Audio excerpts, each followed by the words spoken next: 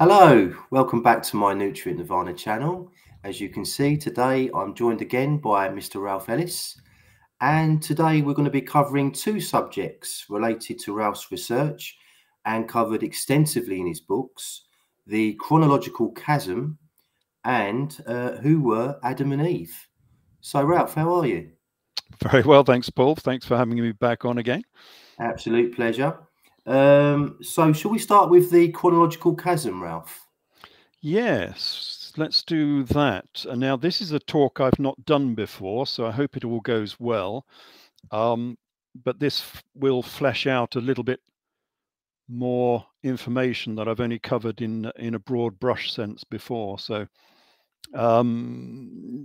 do jump in if you want anything explaining, because some of this, it's sort of a little bit detailed, but we'll run through it and see what you think.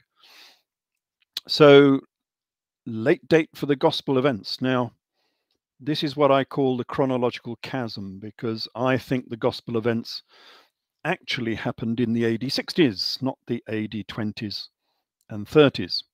And so we have this 40-year chronological chasm, which is central to my work, because you can only find the biblical Jesus if you know what date he lived in and his mission was within. And I say that the Romans, via Saul Josephus, who wrote much of this material, has put Jesus back into the AD 30s in order to separate him from the Jewish revolt, because they didn't want you to know that he was a leader of the Jewish revolt, that he was a revolutionary against Rome, that he had fought against Rome. And therefore, if you know all that, you will know that he is a king, because we know who the leaders of the Jewish revolt were.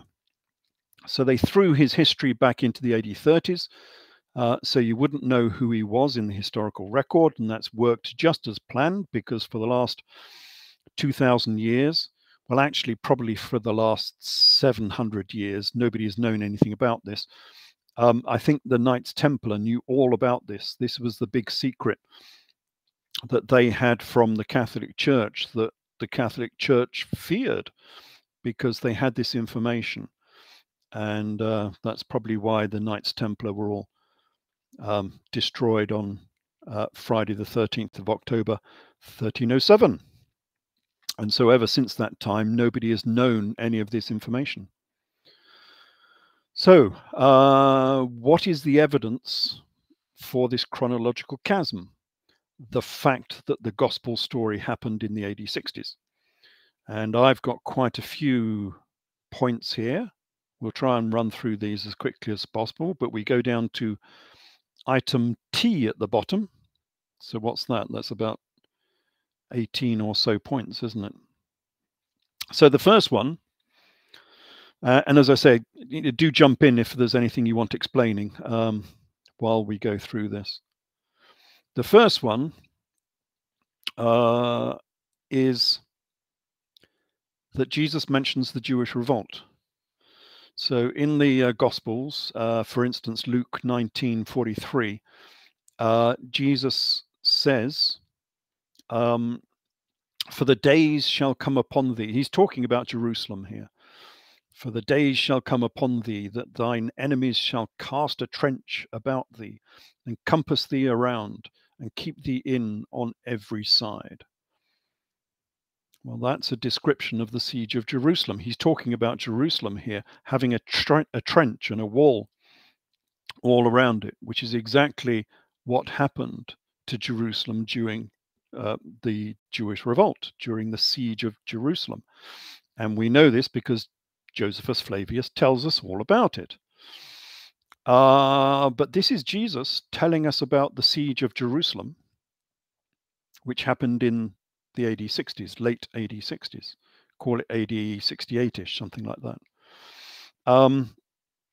Now, they say that this is prophecy, but of course, if you don't believe in prophecy, you've only got two choices. Either this was written into the Gospels at a later date, in the AD 70s, when they knew what had happened, or this is Jesus actually describing the Jewish revolt, in which case he was alive and well in the AD 60s, and that's why he knew all about it. And of course, that's what I say actually happened, that he was a leader of the Jewish revolt. And of course, he knew what happened to Jerusalem because he was there at the time. So point B, we've got the Dead Sea Scrolls. I'm not terribly sure about this one. So readers, viewers, you can have a look at this yourself, because I've not found any definitive information on this. But anyway, I was reading Professor Robert Eisenman in his James, the Brother of Jesus, I think it's called. And he he links, excuse me.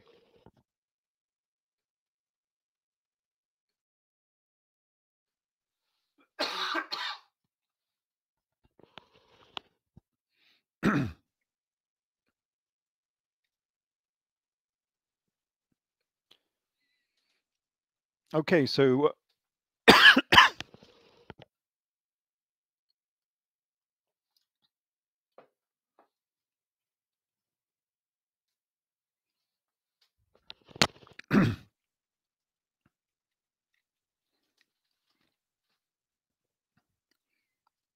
okay, so point B comes from the Dead Sea Scrolls. Now, Professor Robert Eisenman, he links the Essene with the AD 60s Roman campaigns. And this requires an AD 60s date. So what he's doing is he's linking the Essene's teacher of righteousness with Jesus. And he's saying that this has to be a first century story from the Essenes, because they use greaves. The soldiers in the war scroll, they use greaves, and this is only a mid to late first century innovation within Roman warfare, that they use greaves. Greaves are this sort of metal guards that go on your legs. And this dates the Essenes war scroll and the teacher of righteousness to the AD 60s. Now, I've not found any definitive information on this use of greaves, but anyway, Professor Robert Eisenman is normally correct on these matters. So if he is correct, then that would be another indication that this is an AD 60s story.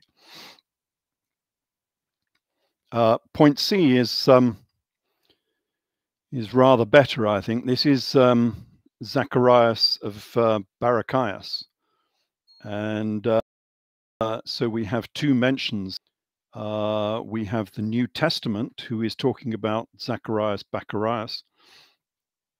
And this comes from the Gospel of Matthew. And it says that you may come upon all of the righteous blood shed upon the earth, from the blood of righteous Abel to the blood of Zacharias, the son of Barachias, who you killed between the temple and the altar. Matthew 23:35. So that's the death of Zacharias Barachias, who died in the middle of the temple. And Jesus is talking about this chap, of course. And of course, people have realized that this is something from history, or quite possibly, because we have the same account from Josephus Flavius. And Adam Clarke, the famous theologian, he's from the 19th century. He says of this verse, some think this verse refers to the murder of Zacharias, son of Baruch, a rich Jew who was judged, condemned, and massacred in the temple by Idumean zealots, because he was rich, a lover of liberty, and a hater of wickedness. And the zealots gave him a mock trial, and then with no evidence that could be brought against him,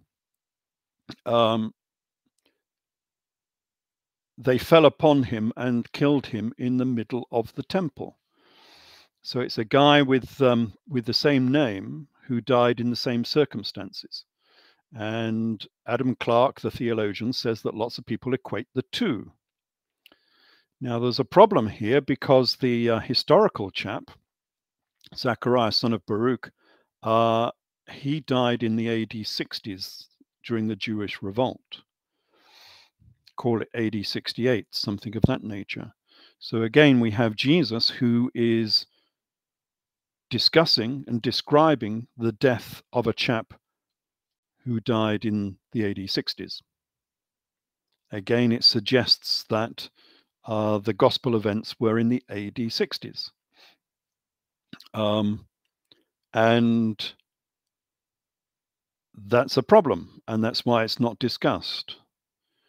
But with all of the evidence we're going to look at, I think it is true. I think Jesus was an AD 60s character, because he does the same again with this other character called Zizit ben Hakeseth. Now, you might not know about this one because it's not directly commented on within the New Testament, but the Talmud makes fun of Zizit ben Hakeseth for his extravagance and his ostentationsness. And the Talmud says, he then sent against the Jews, he being God here, he sent against the Jews Vespasian the Caesar, who came and besieged Jerusalem for 3 years. The siege of Jerusalem, of course, in the Jewish revolt. There were in Jerusalem 3 men of great wealth, Nicodemus ben Gorion, ben Kalba Shabua, and ben Zizit Hakeseth, the person we're interested in.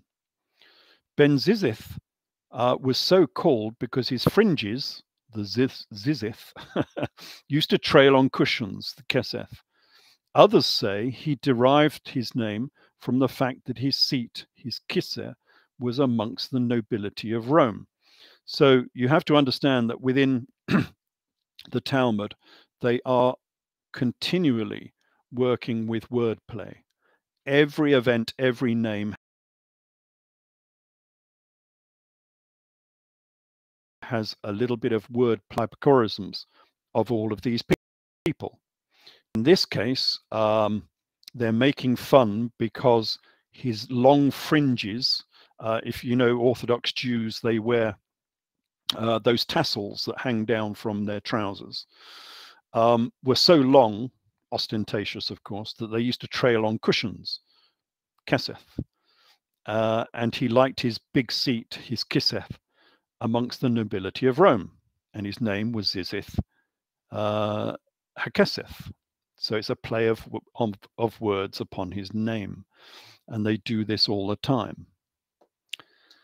The thing is that Jesus does exactly the same. So Jesus says this, it comes from Matthew 22:5. He says, all of their works they do to be seen of men. They make broad their phylacteries and enlarge their fringes, zizith, and they love the uppermost seats in the synagogues, kisseth, and greetings in the markets to be called of men, Rabbi, Rabbi, Matthew 22:5. So it's exactly the same wordplay about the same person, Zizit ben Hakeseth, who was being mocked for his extravagance and his ostentatiousness. The trouble is, Jesus is saying this about this character who is an AD 60s character again. He was one of the leaders of, or at least an aristocrat during the Jewish revolt. He supplied all of the wood. So he was sort of the equivalent of a modern sort of oil magnate.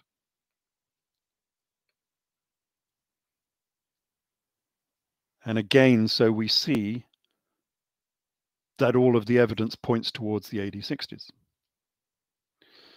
And then point D, we have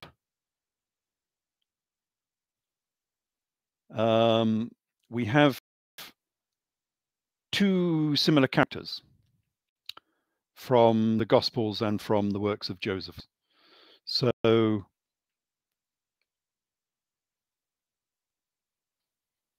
what do we have here? We have, excuse me, we have two guys in contention. We have how am I going to put this? Because it's a little bit complicated. We have two guys in contention. We have Saul Josephus and Joseph Barnabas on an evangelical tour. So if you remember when Saul went out across the Mediterranean on his evangelical tour, he went with Barnabas. That was his traveling companion. So we have Saul and Barnabas.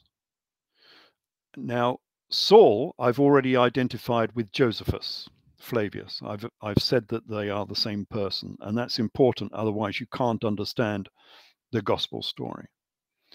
And Barnabas was also called Joses. That was his name, Joses. And they went off on this evangelical tour. And then later on, we have an election for a new apostle after Judas Iscariot died, or whatever happened to him. And the two contenders for this election were Joseph Barsabbas and Matthias. So what I'm going to do here is to link up these two events, these two sets of people, and say they are the same. Because if you start looking at the other verses within the Gospels, we find that Joseph Barnabas, who went on the evangelical tour, was also called Joseph. So his name was Joseph Barnabas. And then we find that Joseph Barnabas was called Barsabbas, the same name as the person who was in the election. And then we find that Matthias, the guy that went on this tour across the Mediterranean, he was also called Barnabas. His name was Matthias Barnabas. We get that from the Clementine recognitions. So these characters we're talking about are starting to get very close together. And the answer, I think, to this conundrum is that Barsabbas is a title, obviously, and it's probably not the real title. It's a made-up title because Barsabbas means the son of the star, which is a famous title that they used for some of these characters. It's the same as Bar Kokhba from the Bar Kokhba uprising in the 2nd century. So Barsabbas, the son of the star. And so we end up with two guys with the same sort of title. We get Saul Josephus Barnabas and Matthias Barnabas. So we get Saul Josephus Barnabas and Matthias Barnabas on the evangelical tour. And we also get Saul Josephus Barnabas and Matthias Barnabas in the election for the new apostle. They are the same two people. I'm pretty sure of this. So who are they in the historical record? Well, in history, the brother of Josephus Flavius was called Matthias. So we get two brothers on the tour and two brothers in the election. They're both the same brothers. And Matthias Barnabas was the elder of the two because he was called Jupiter, whereas Saul was only called Mercury. So obviously Matthias was the elder of the two. And why is this important? Well, during the election for the new apostle, it was Matthias who won the election, and the Saul Josephus character lost. And it's said that he had a very strong contention with Matthias, who I say is his brother. And because of this contention. They broke up, and Saul went off on his own and became the apostle to the Gentiles, going across the Mediterranean. And I think it was because he lost the election and he wasn't selected to be an apostle. And so he had this argument with his brother, and he went off across the Mediterranean as the apostle to the Gentiles. And this was the birth of Christianity, effectively. Why is this all important? Well, because again, all of this happened in the AD 50s, not in the AD 30s. And so the election to replace Judas Iscariot was happening in the AD 50s, which rather suggests that some of the events of the Gospels were actually happening in the AD 50s, not in the AD 30s, some 20 years after the assumed date for the Gospels. So that's a little bit complex. You really have to read that in the book. It's the only way to sort of understand it. But anyway, you can see that the link again is with the AD 50s and 60s. Point E, we've got Bishop Irenaeus, who says that Jesus was over 50 years old, which would necessitate a later date. Jesus, I think, was probably born in AD 6 during the census by Quirinus. So that would make a time of death of at least AD 56 or later, not the AD 30s. And then we come to an interesting one. This is the parable of the vineyard owner, which is given by Jesus. Of course, he has these famous parables, and they don't actually make a lot of sense. Well, we'll have a look at this one. It doesn't seem to make a lot of sense to me, unless you know what it's talking about. And the parable of the vineyard owner says, there was a lord who planted a vineyard and let it out to a tenant and went to a far country. And when the harvest drew near, he sent his servants to the tenant that he might receive his rent. But the tenant and stoned another. So when the Lord, therefore, of the vineyard comes, what will he do to these wicked tenants? He will miserably destroy those wicked men and let out his vineyard to another tenant who will pay their rent. Okay, well, taking that on the surface, what's that talking about? Why is Jesus promoting the rights of absentee landlords to get rent from their lands? I thought, you know, this Jesus character was supposed to be a man of the people, wasn't he? You know, the pauper Jesus promoting the rights of the poor and the oppressed. And here he's saying you should kill the tenant if they don't pay their rent. It doesn't strike the same sort of view that we normally have of the gospel stories. But that's only because we don't understand this parable. And of course, parables are designed, the whole point of a parable is you can read it on two levels. And you can certainly do so with this one. And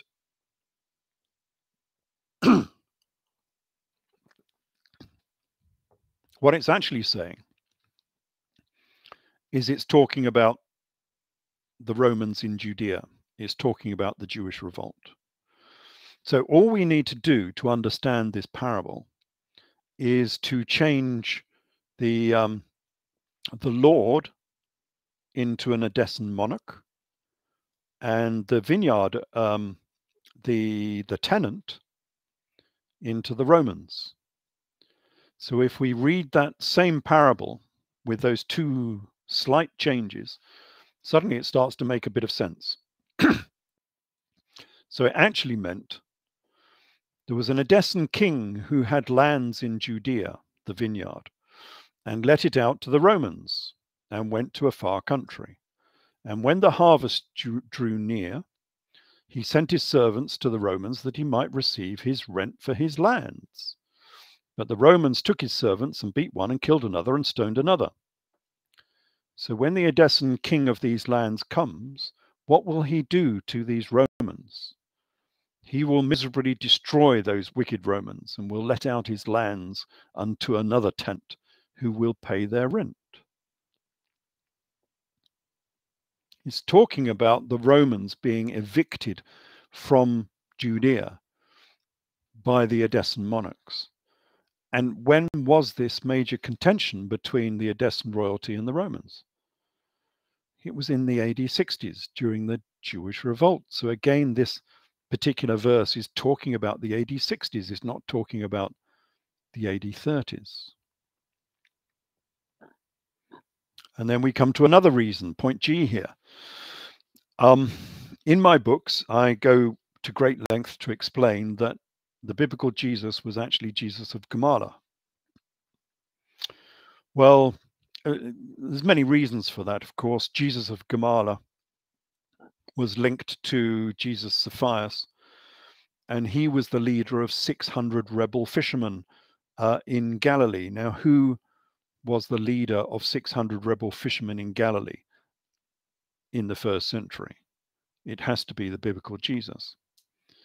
The trouble is that this Jesus of Kamala character was an AD 60s character.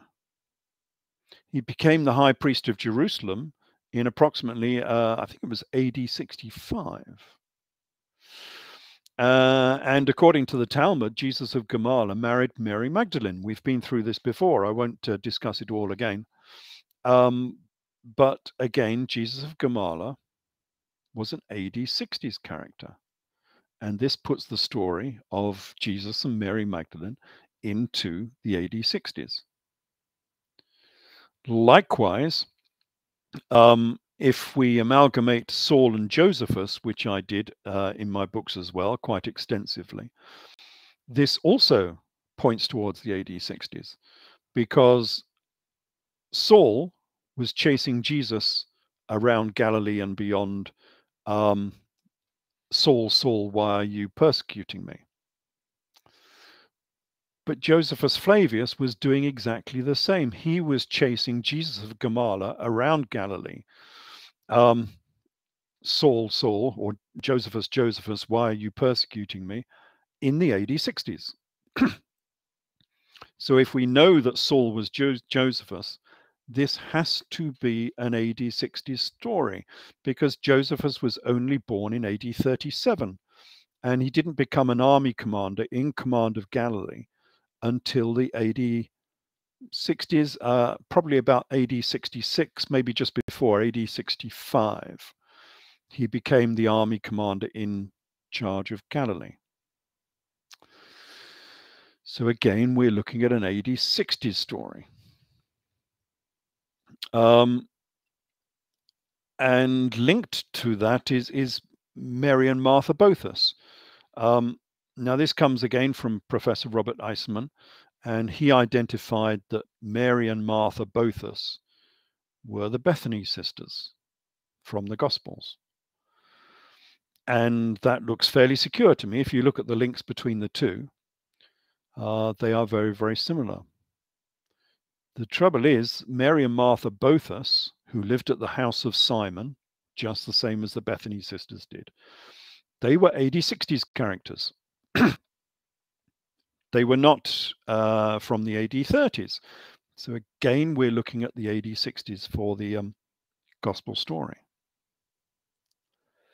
And then we see that Jesus became the high priest of Jerusalem.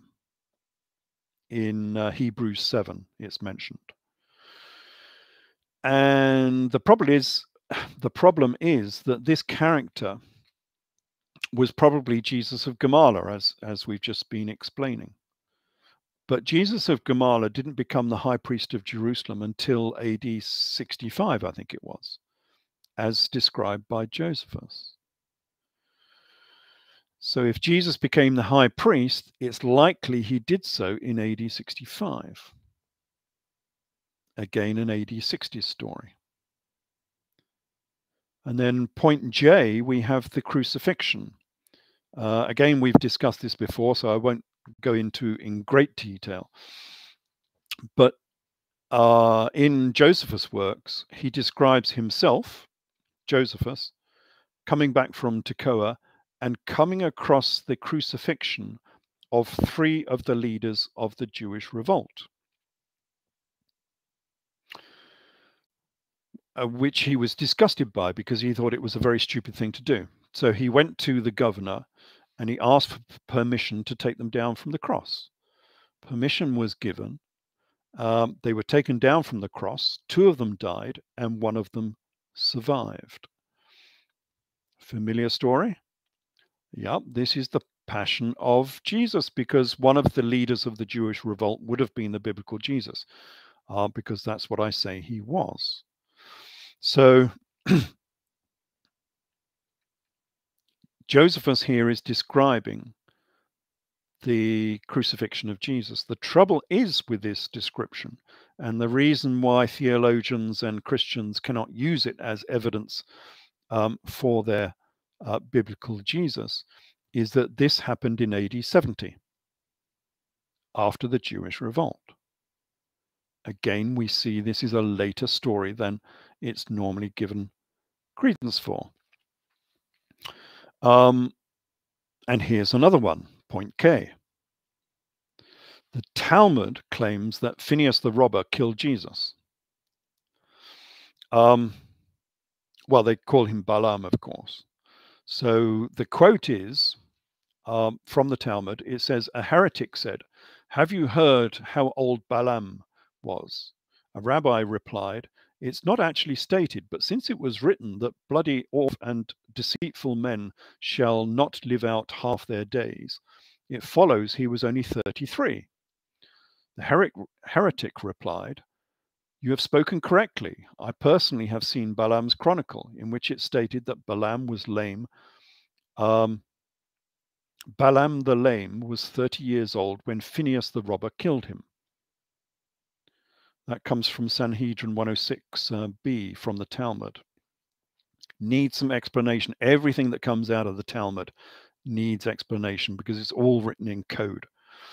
So what's it talking about? Well, it's talking about Balaam, who was an Old Testament prophet. Comes out of Numbers 22:7 if you want to read it.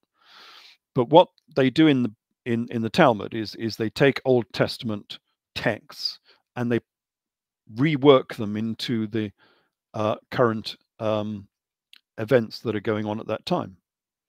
And the current events that were going on at that time was the Jewish revolt and the gospel story. So it's well known that when they're talking about Balaam, they're often talking about Jesus, because he was a prophet in the same mold as Balaam. Balaam was offered money to curse Israel, but he refused. Numbers 22:7. However, in the Old Testament version, Phineas the robber did not kill Balaam, and Phineas was not a robber. So it's pretty obvious, I think, that this particular passage is not talking about the Old Testament Balaam. And in the notes you'll see at the side, well, it's certainly in my Talmud anyway, the notes at the side say that this Balaam is actually a pseudonym for Jesus, that they're talking about Jesus here. That's why they say he was 33 years old when he died.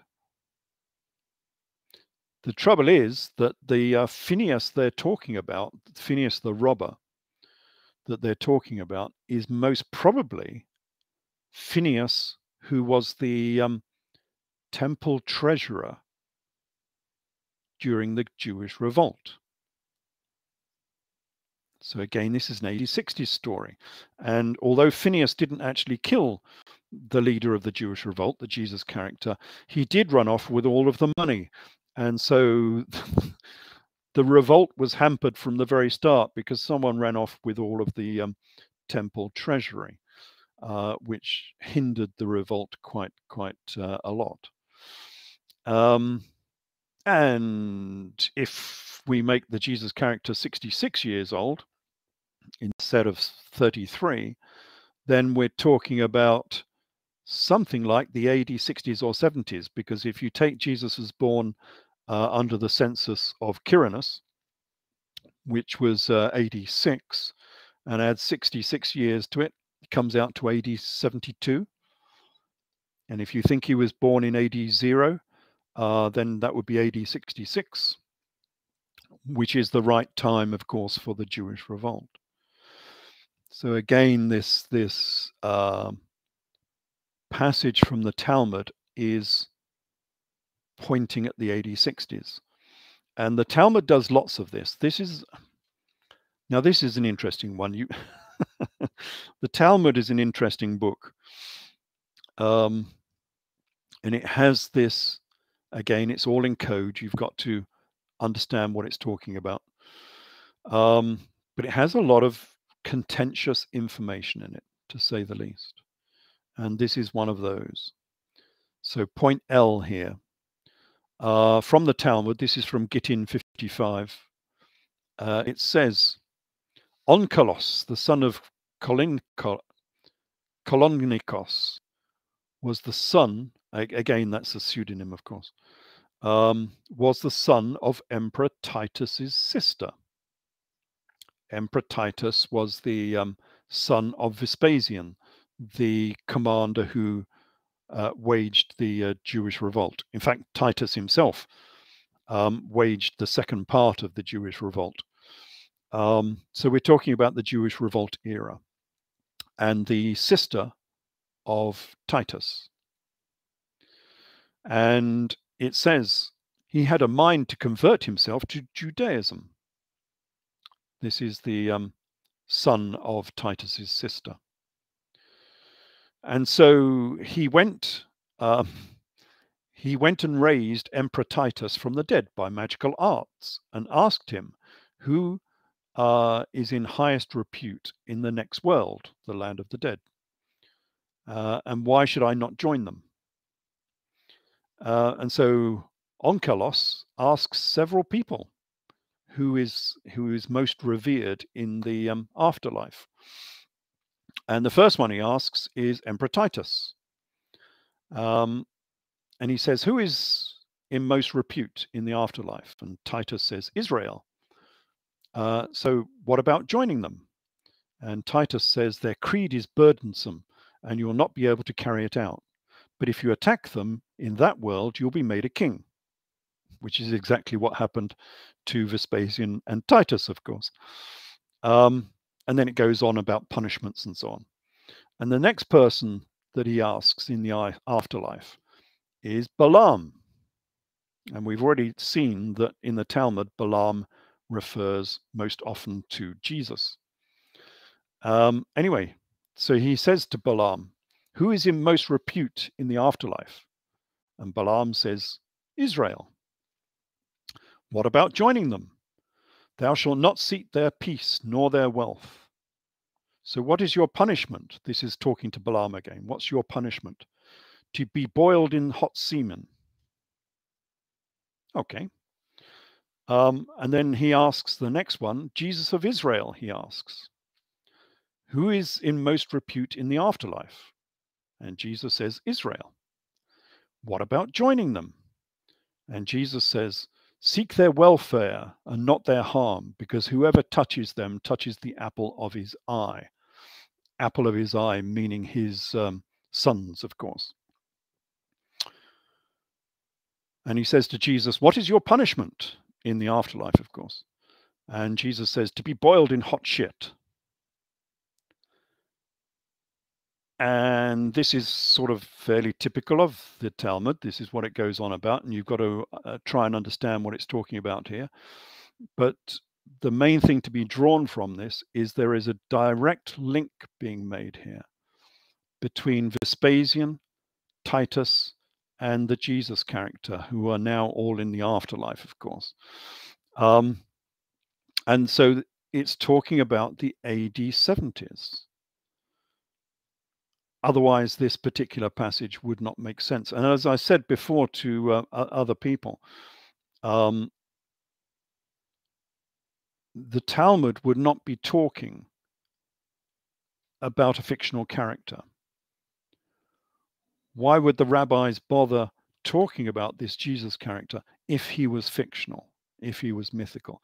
The reason the Talmud actually talks about Jesus is because they knew he was a historical character.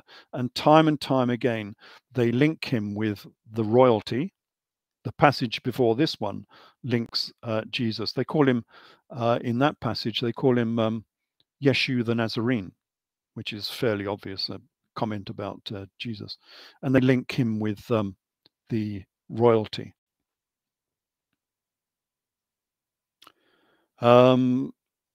So point M, this comes from the Doctrine of Addai. Some people don't like me quoting from the Doctrine of Addai because it's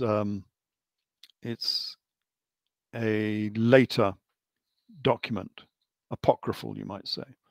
But if you read the Doctrine of Addai, there's a lot of historical information in it. It knows things that were deleted from many other texts. I mean, it talks about the Edessan royalty, for instance, which Josephus never does. And yet the Doctrine of Addai knows all about the Edessan monarchy. So it does have historical information in it. But anyway, the Doctrine of Addai says that King Abgarus of Edessa wrote letters to the biblical Jesus, and he got a reply. And this is said to be in the era of Emperor Tiberius, which it has to say to be in the right era, in the AD 20s. But the trouble is they didn't change the name of the governor. And so the governor in this account is Cassius Longinus, who ruled Syria from AD 41 to AD 49 during the reign of Emperor Claudius. And so the Doctrine of Addai is actually talking about writing to letters to Jesus and getting a reply from Jesus in the AD 40s. And that's probably correct, is what happened.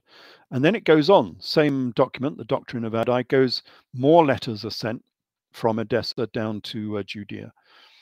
And again, they get the governor wrong. And the governor is Albinus,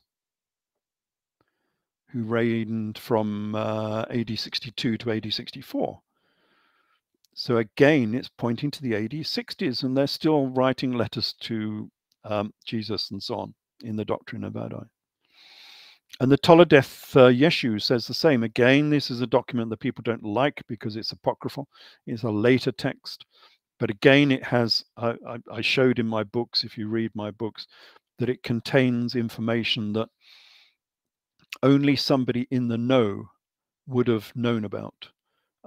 Specifically the links to locusts. And I go through the locust kings of Edessa.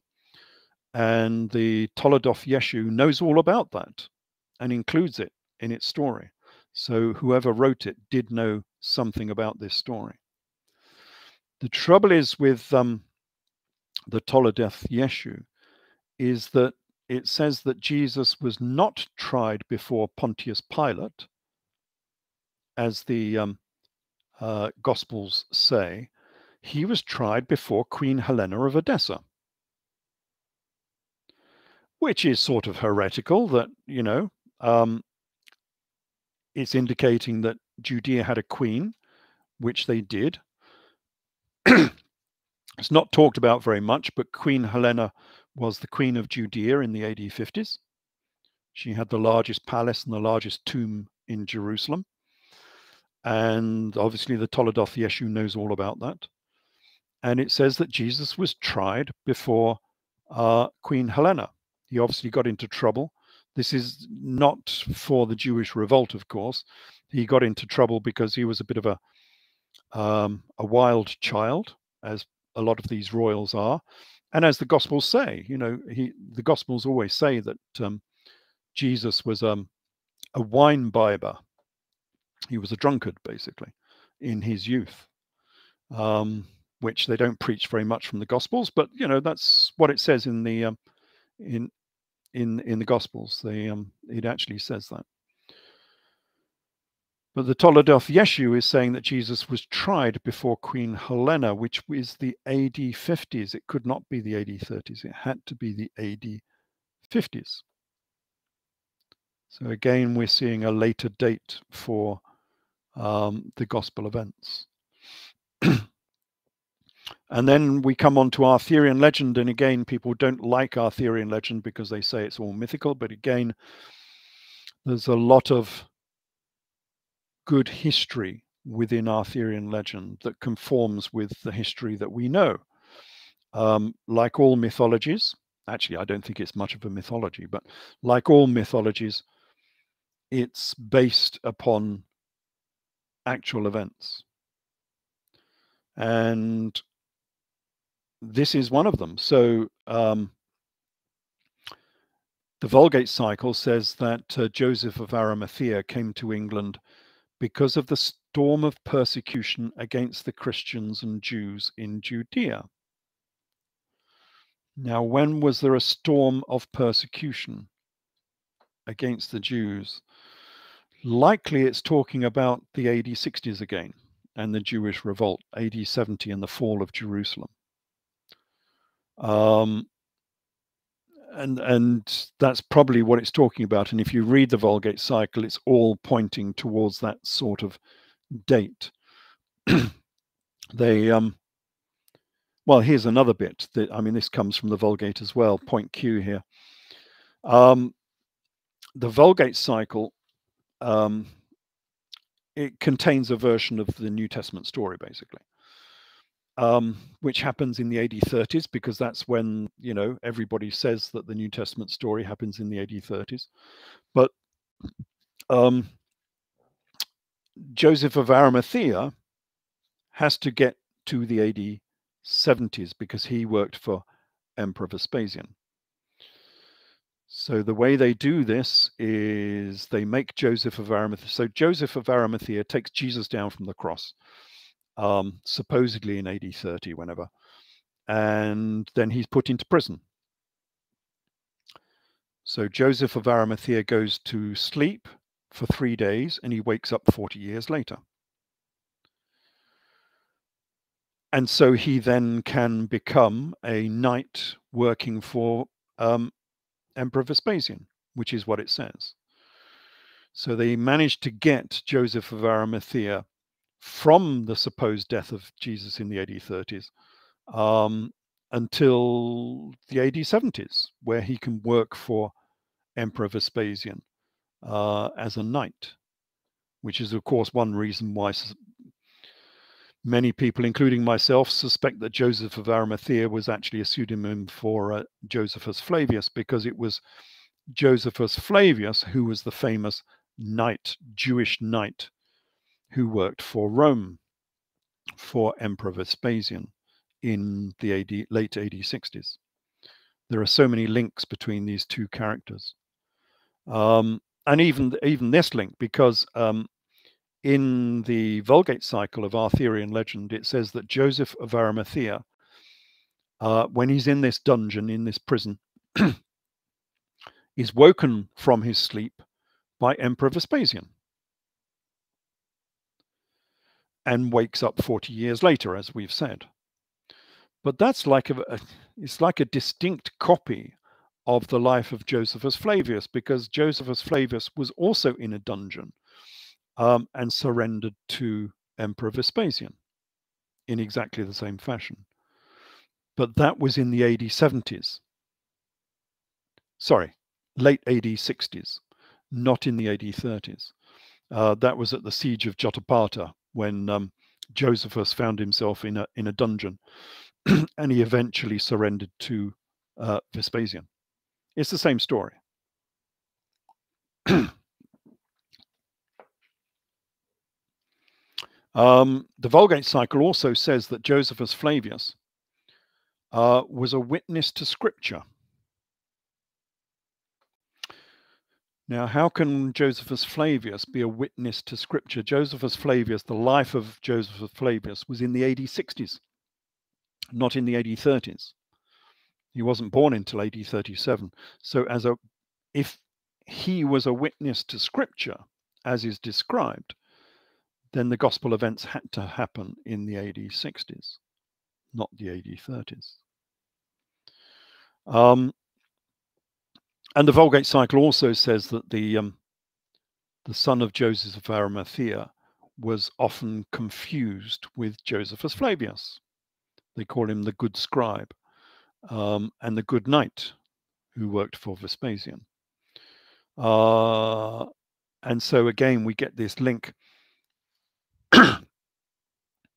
between Joseph of Arimathea and Josephus Flavius.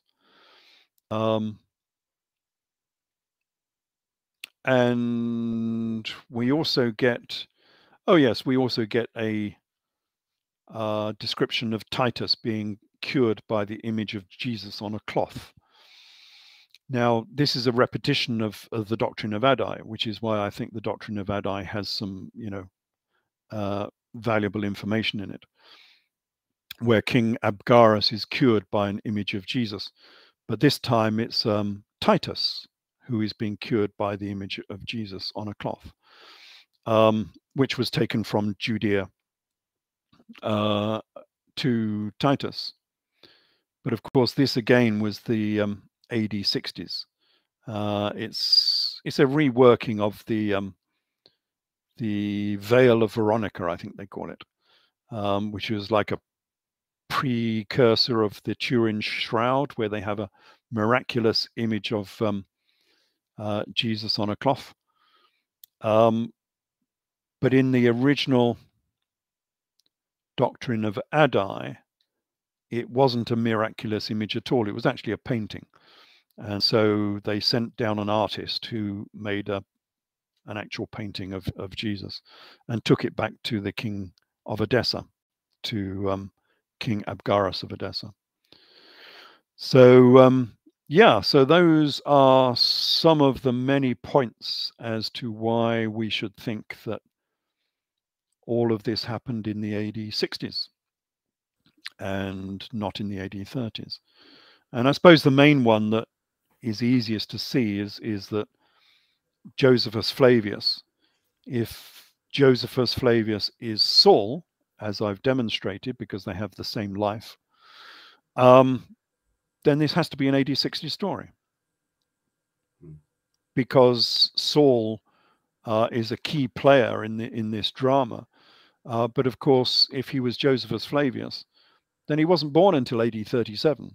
And so the whole story of Saul as Josephus is an AD 60s story. It's not an AD 30s story. Wow, that's quite an exhaustive list. I think there's enough evidence there to put the official dating under serious question. No doubt about that at all. While you were talking, I was scribbling away like a madman, trying to keep up. There are a few points here I'd like to just ask you. Yeah, sure. Fire away. So going back to point B and the Dead Sea Scrolls, as I always understood it, I might be wrong, but I thought the official dating for the scrolls was BC. Yes, it is. Yeah. But there's been a lot of contention about that, because that dating was done on the actual writing, the handwriting. What do they call it? Is it philology? I can't remember what they call it now. The style of the writing of the actual manuscripts is how they dated it. But of course, if I write in copperplate, then you could say that my document is from the 16th century, because I'm copying copperplate type of handwriting, which of course, if you're doing for something like a biblical text, which these sort of were, then you may well write it in a style that is archaic. And I think that's what they did, and that's what a lot of people think as well, Robert Eisman being amongst them. And Robert Eisman has a whole, more than one chapter, several chapters, on why he thinks that a lot of the manuscripts were talking about the 1st century AD. And the War Scroll is one of them that he goes through, because the War Scroll, it adopts Roman military strategy from the 1st century, not from earlier. So Robert Eisman was convinced that this was a first century story, in which case the teacher of righteousness would be the Jesus character, and the wicked priest would be something like the Saul character, who was the wicked priest to the apostles in Acts of the Apostles. So that was his take on it, and I would agree with that the Essene story is actually an AD, first century AD story. There are other reasons for that as well. There was an earthquake, so the place was abandoned for a while, which again doesn't suit the BC story. It rather suits a later reincarnation of the Qumran site. So yeah, there is a lot of contention on that, but it's worth reading. There are quite a few books that run through this and discuss why they think it's a later document. Okay, thanks, Ralph. Going back to point G, Jesus of Kamala. I was reading on Wikipedia the other day that, first of all, they call him Joshua ben Kamala, I believe. Yes. And they say that he died in AD 56, 57, around that sort of time. Yeah, complete misinformation. He wasn't called Joshua for a start. That's where some of these texts, I mean, even the famous text from Britain, what do they call it? The Penguin translation of Josephus, which is a standard translation you'll get of Josephus, calls him Joshua. But of course, it was not written. The text we have was not written in Aramaic. It was written in Greek. So he was not called Joshua at all. He was called Jesus in the Greek, meaning Jesus. And they've translated the Jesus into Joshua because they think that Jesus's original name was Joshua, so they say. But of course, they don't have any evidence of that. I say that his name is a Parthian name, a Persian name, and it came from Esus, which was the name of the king of Edessa. And from Esus, we get the Greek Eusus, and it has nothing to do with Joshua. But anyway, if you read the original text of Josephus Flavius, it's written in Greek, and the name is Eusus. It's not Joshua at all. And they are mistaken with the AD 50s death. I don't know where that came from. There must be another confusion with another Jesus, because the Talmud says that Jesus of Kamala married Mary Magdalene, Mary Bothus, and became the high priest of Jerusalem. Well, we know when that happened because he was the high priest of Jerusalem in AD 65, I think it was. And if you look at the list of the high priests of Jerusalem, he's there. So he was alive and well in the AD 60s, that's for sure. So I don't know where this idea that, because I've read that in Wiki as well and various other places, that he died in the 50s. I don't know where they get that from. But maybe I'll have a look at that and see where they got it from. Okay, great. Many of your detractors will point to the Testimonial Flavium and the Tacitus letter, where it's recorded that Pontius Pilate was the governor that executed Jesus. So what would you say about that? Well, the Testimonial Flavium is this two paragraphs within the works of Josephus that suddenly, out of nowhere, says there was this wonderful chap called Jesus. And it's so obviously an interpolation that it's untrue. I don't know why some people still hang on this. I can understand why Christians would hang on it, but why would an independent researcher hang on this? Well, I think it was dismissed for a long time, and then quite recently, I think it's come back into favour. Yeah, it has. It's come back into favour, and I've got no idea why, because it's not in the style of Josephus whatsoever. He would not have praised, being a Jew, he would have not have praised someone in this fashion.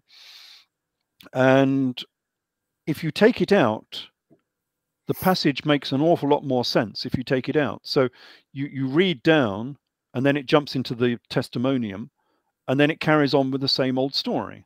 Well, if you take the testimonium out, it reads perfectly.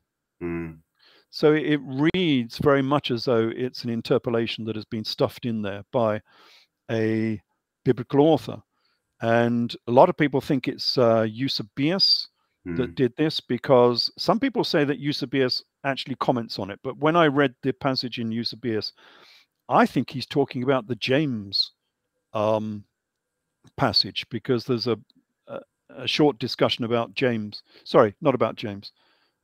Yeah, about James, the brother of Jesus, also in the works of Josephus. And that reads slightly more as though it might be a real commentary rather than an interpolation.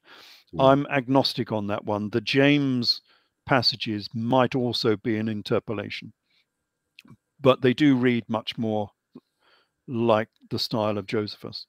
And I think Eusebius was talking about those passages, not about the Testimonium Flavium. So that is to be dismissed. So I don't regard that as being real at all. Regards the Pilate mention, there's a mention of Christians by Tacitus, but it doesn't mention Christians at all.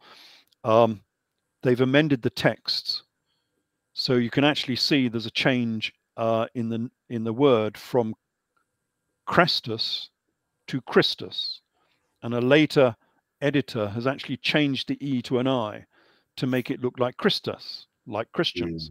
But it didn't. It said Chrestus, and Chrestus means the good. And you could interpret that as actually discussing anyone of a particular sect who they thought was good. We get the same with coinage from the Egyptian era, from the Ptolemies, where they use the chi rho. You know, the chi rho of Christianity, the X and the P, the symbol of Christianity. It's called the chi rho. And you'll see it in all churches. They'll have the chi rho, and it's supposed to stand for Jesus. But of course, the Ptolemies of Egypt used the same symbol because it meant Chrestus, not Christus, and it meant the good. So they would use it as a symbol in the margins of a text. So if you came across a passage which you thought was good, you would put the chi rho there to say it was a good passage to read. And they have it on their coins as well. So you'll see many coins from Egypt from the 3rd century BC with the chi rho on it, because it was meaning that Ptolemy was not the Christus so much, but the Chrestus. He was a good ruler. He was, ruling justly, and therefore he was the Chrestus. So yeah, the fact that things got changed is not so unusual. And of course, the Gospels got changed as well. The main thing that they had to change, and virtually, if you think about it, the only thing they had to change was putting Pontius Pilate in there instead of someone else at the trial of Jesus. So the if the trial was the same as the Toledoth Yeshu, then the person who is in charge of the trial should have been Queen Helena, which is what the Toledoth Yeshu says. If they're talking about the siege of Jerusalem, I don't think there was a trial at that point, because that was just a summary execution. Someone took them off and crucified them. So I don't think there was a trial in AD 70 when Jesus got crucified. I think the trial was about something else. He had transgressed for some reason at an earlier stage, probably a bit like Saul, for teachings that were incompatible with Judaism. The Toledoth Yeshu says it was for, if I remember correctly, for being a bit of a wild child and getting into trouble with the authorities, and so they had a trial. but the person involved would not have been Pontius Pilate. So all they've done in the gospel text is they've changed the name of whoever was in charge of that trial to Pontius Pilate. And that's virtually the only change they've really made. The rest of it all points towards the AD 60s and the Jewish revolt. I mean, that's why Jesus was jailed alongside revolutionaries who had committed murder in the revolution. And you have to ask yourself, what revolution was that? What are they talking about? Well, the famous revolt of that sort of first century was the Jewish revolt, AD 66 to AD 70. And that's why he was jailed alongside murderers, because this was the Jewish revolt. I mean, remember, you've got disciples like the people who were involved in the Jewish revolt were the zealots. They were the primary people who were prosecuting the Jewish revolt, were the zealots. And of course, one of Jesus's disciples was Simon the Zealot, Simon Zelotes. He had these people within his disciples. Judas Iscariot was a Sicarii. And it was the Sicarii who were active during the Jewish revolt, killing off their opponents. They carried these little small daggers with them called Sicarii, and they were killing people in the crowds and then sort of dissolving into the crowd so no one knew what had happened. And they were the Sicarii, and Judas was a Sicarii. So he had these very, very people within his little brotherhood of disciples.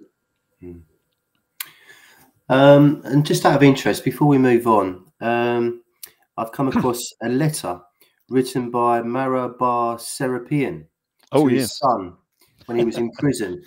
Does this support your research at all, or does it go against it? Yes. I like that one. I don't know what to make of it, but it sounds awfully like a prisoner writing back to his father in Judea. So he's away somewhere. He's over in Rome, or I say he was probably over in Chester, but he's in prison by the Romans, and he's writing back to his family.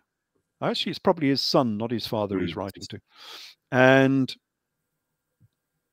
telling us things about Judea. And he's talking about the wise king and the death of the wise king. And it's quite obvious that he's talking about the Jesus character. And it's got to be linked with the Jewish revolt. But it's a very interesting letter to go through. I write about this in my, is it King Jesus or Jesus King of Edessa? Any one of those two books. I write about this letter because it just struck me as being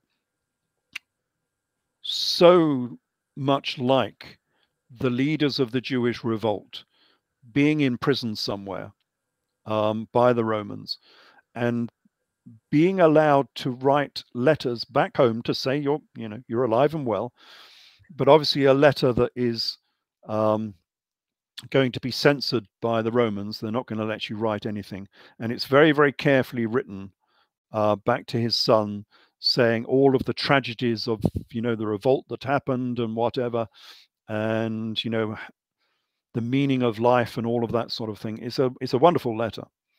And yeah, to me, that is one of the leaders of the Jewish revolt writing back to his son in Judea to tell them he's alive and well. And it's something to do with the Jesus character. It's quite obvious. Yeah, the reference is the wise king of the Jews, isn't it? Yes, and who was the wise king of the Jews? Of course, and he compares him to Socrates and I think Pythagoras. Yes. Yeah. It's very, very interesting. It okay. is. Okay, should we move on now, Ralph, and let's talk about Adam and Eve. So, who were Adam and Eve in the book of Genesis? Yes, let's have a look at Adam and Eve. So I write about this in my book. This is a very early book, actually. This was my Eden in Egypt book, which, gosh, when did I write that? Because it's going back to something like 2005 or something. It's going back quite a long way. And it wasn't the first book I wrote, of course, because I didn't think you could ever find out who Adam and Eve were. Because, I mean, if you read the Genesis book, it's clearly fiction. It's mythical. It's made up. It's not a real story. So how can you ever find out anything about what happened about Adam and Eve? So I left this for a long time. My first book was on the Old Testament. That was back in 1996, I think it was. Jesus, Last of the Pharaohs, in which, of course, I also went on to the New Testament, and I wrote about the chronological chasm way back in 1996, so a long time ago, at a time when I didn't know if I could actually prove the whole thing. But I knew the chronological chasm must have occurred because I'd already found out that Saul was Josephus Flavius. And therefore, the gospel story has to be an AD 60s story, not an AD 30s story.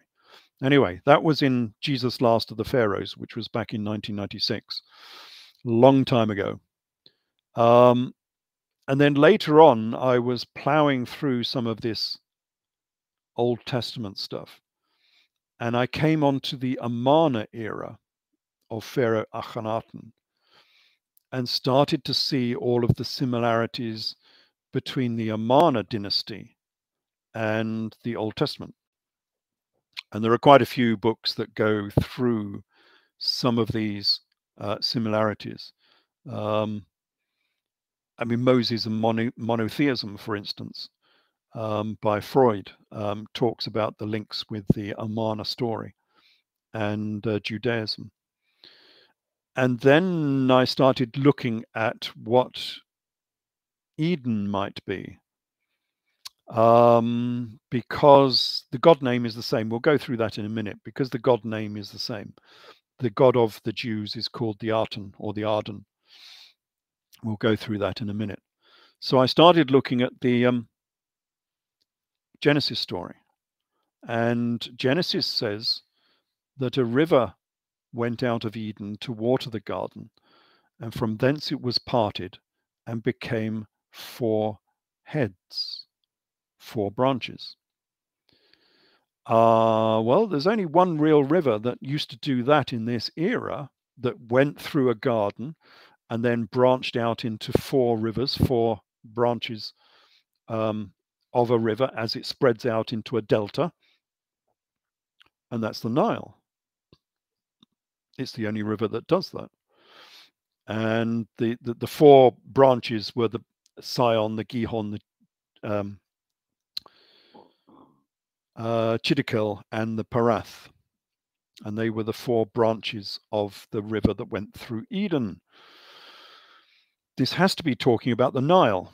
And of course, the Nile, when it gets to modern Cairo, when it gets to Giza, it splits into 4 branches. Well, it doesn't anymore. It splits into 2, but in ancient times, it used to split into 4 branches. And so surely this story has to be talking about the Nile. This comes from Genesis 2:10, by the way.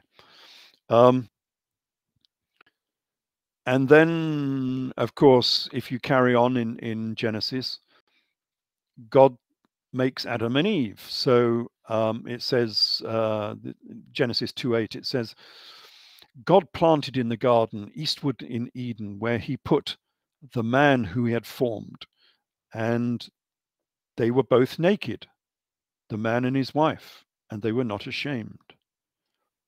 This is Adam and Eve in the Garden of Eden.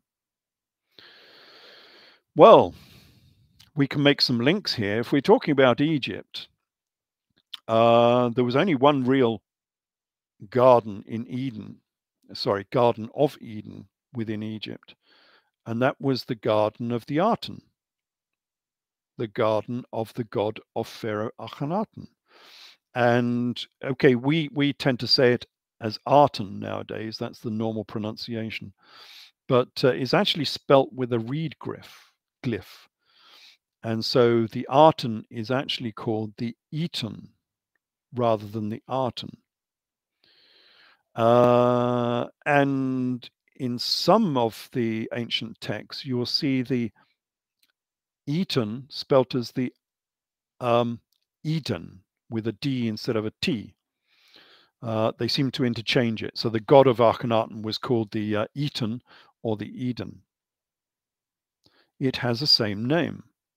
And all of these gods had a sacred garden. They used to make a proper walled garden for the god. It was probably more for the pharaoh, but actually it was called the, you know, the garden of the god.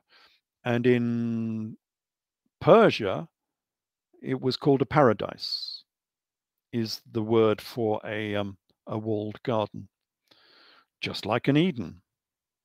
And we had two naked lovebirds in the garden of the Eton or the Eden, Adam and Eve.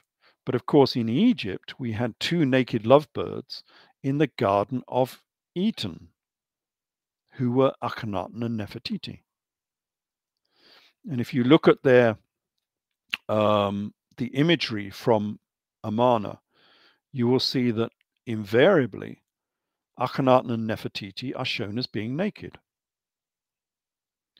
which was probably quite shocking at the time, as you know, as we would find it shocking now. I mean, if you can imagine, I mean, they're not just strolling naked, you know, in through this garden, but they're actually at ceremonies. So we have images of Akhenaten and Nefertiti at the window of appearances, giving awards to their people, to their commander and prime minister, I suppose you might call him.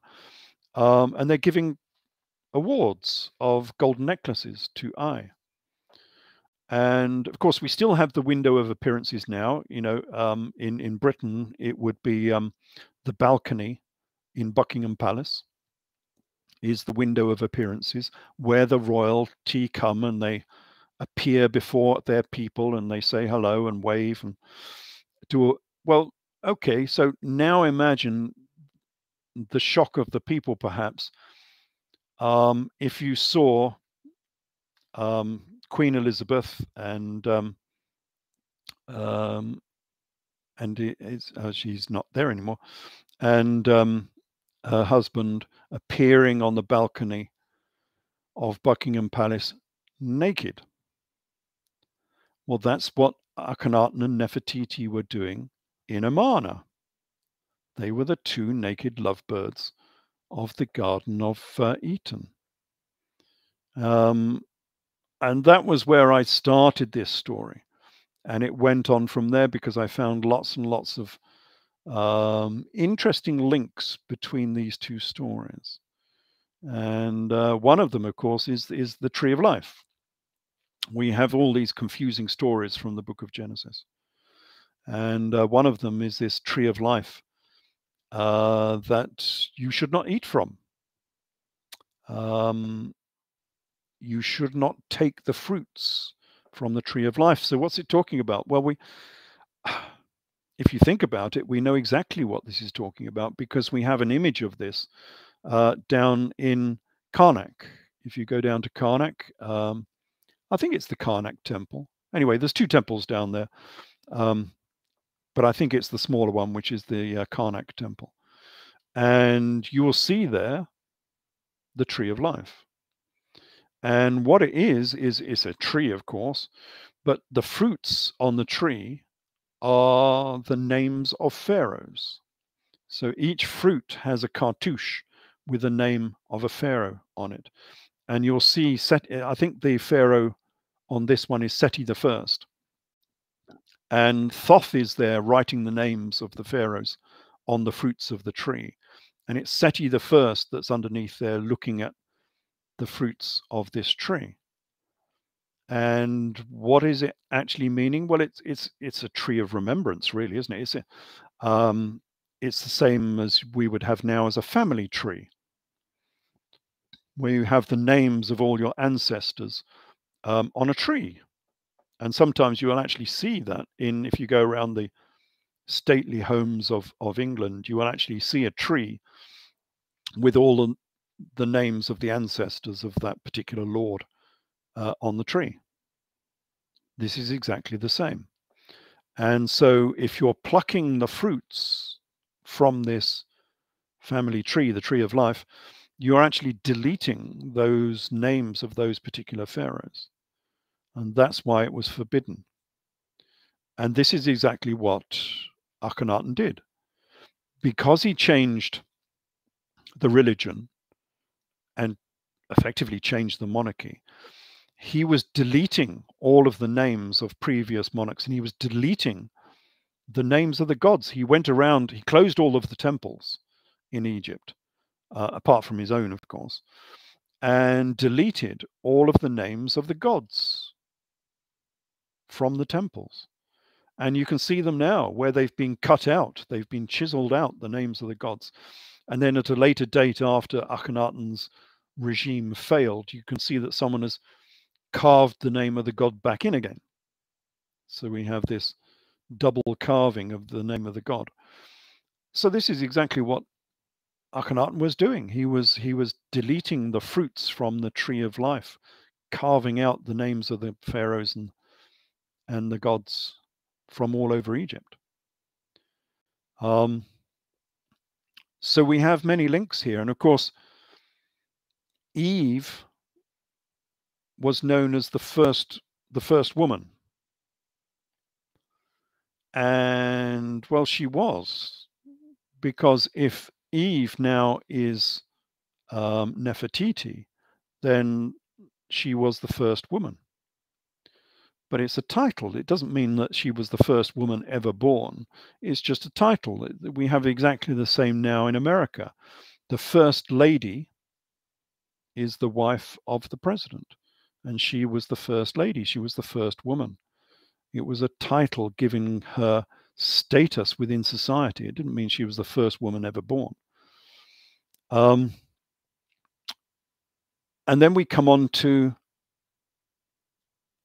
the links with the hymn to the Artem.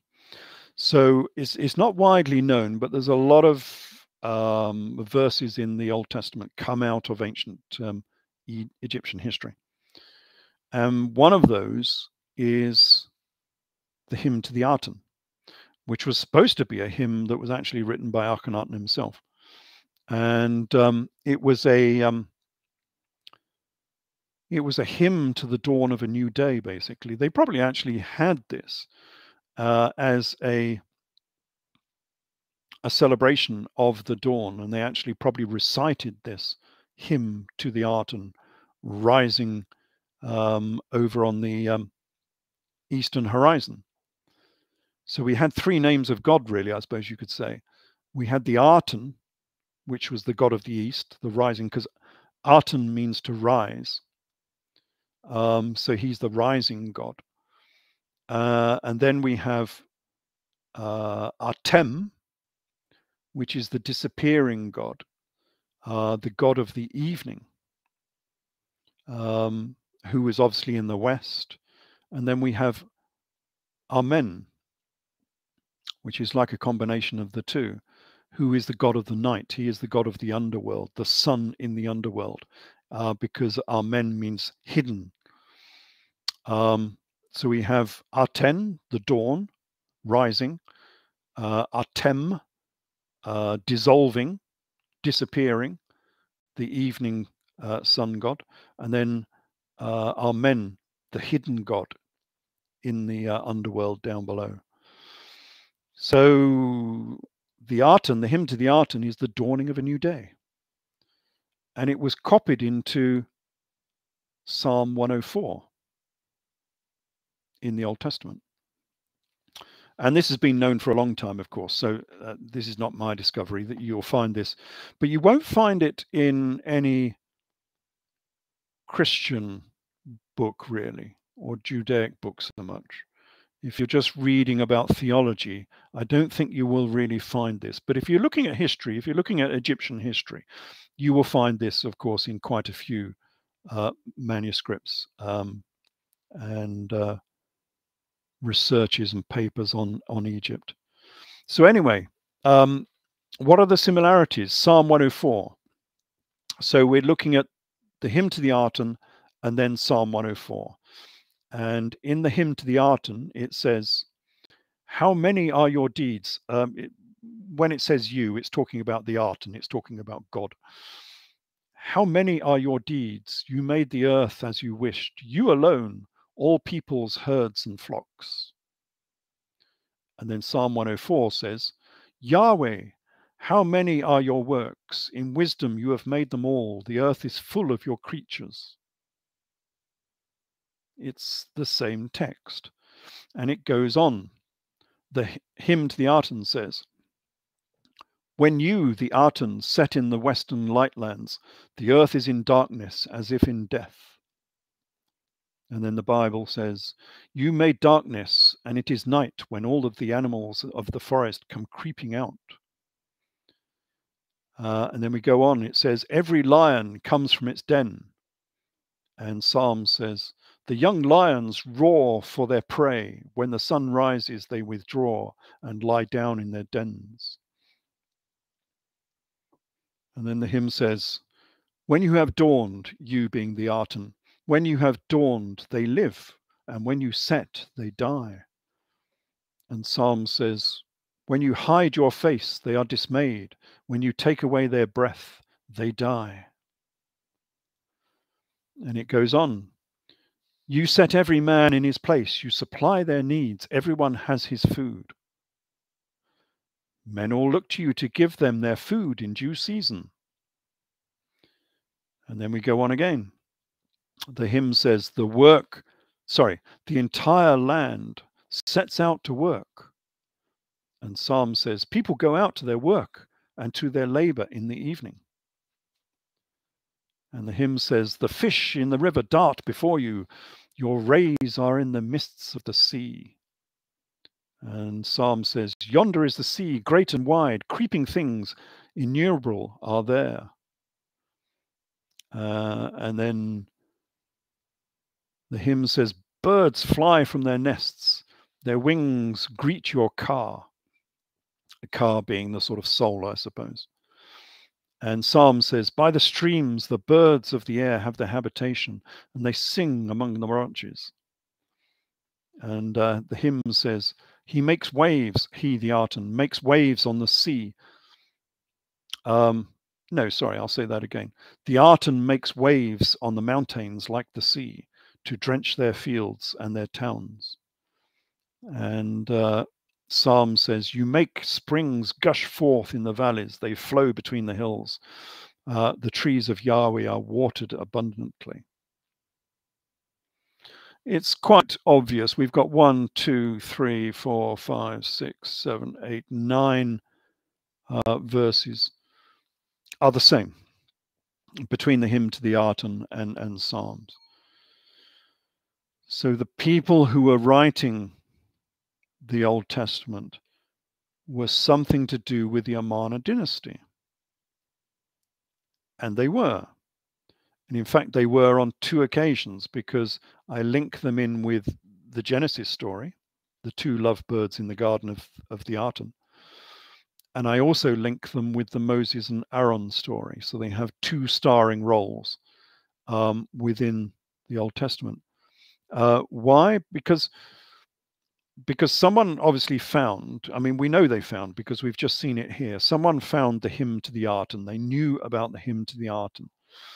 But if you read the hymn to the Arton, it sort of reads like a foundation story, a Genesis story.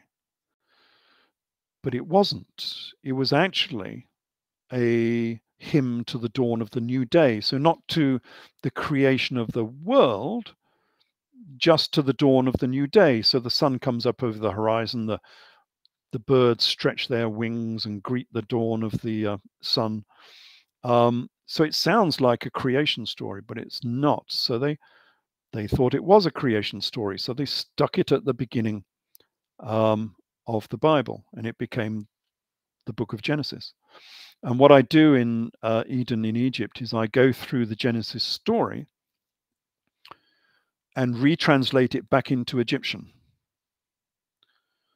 because there is another unspoken fact, and I think we can safely call it fact, that Hebrew Aramaic is a daughter language of ancient Egyptian. It's the same language. And there are innumerable similarities between the two. If you go through Wallace Budge, who made the Egyptian dictionary, he's always noting the similar words that can be found in Hebrew or Coptic, or sometimes even Arabic, because Arabic is a daughter language of Hebrew. So he's noting all the time the similarities between Egyptian and Hebrew. And I've also got a book which is a scholarly book, which is entitled Hebrew Words in Egyptian. And you've got to think, hold on, that title is wrong for starters, you know. Who was the dominant society here? Whatever you think the Hebrews were, the Israelites were, they were not the dominant society in Egypt. They were a people who had come down into Egypt, and therefore they learned the language of the Egyptians, the same as immigrants into Britain learn English and the immigrants into America learn American English, which is not the same, of course, but there we go. That's the way these things go. Americans don't learn, although they've picked up some Spanish, of course, but they don't learn the language of the immigrant. It's the immigrant that learns the language of the dominant society. And so really this book should have been entitled Egyptian Words in Hebrew, not the other way around, because Hebrew is a daughter language of Egyptian, and that shouldn't really be shocking. I know Jews will not like this, and they do tend to push back against it, but hold on a minute. The Jews, the Israelites, were in Egypt for 400 years. Do you think they're not going to pick up the Egyptian language within 400 years? Of course they would have done. Joseph was the prime minister of all Egypt, the second in command to the Pharaoh. Do you think he didn't know Egyptian, fluent Egyptian, to be in that place and know all of their gods and traditions and society? Of course he did. Moses was the chief army commander of the Egyptian army, who led a campaign down into Nubia and married the Nubian princess, who was Queen Flavius. She was the queen of Nubia, and Moses married her. Of course he would have known. You cannot be the chief army commander in Egypt if you can't speak Egyptian. And this business about Flavius, of course, is not in the Old Testament. So people will sort of deny it. But Josephus Flavius wrote his own version of the Old Testament, which is known as Antiquities. And it follows the Old Testament story very, very closely, except it's a secular version of the Old Testament, giving the history of the Israelites in Egypt. And his is more authoritative because Josephus Flavius got his information from the destruction of the temple in AD 70.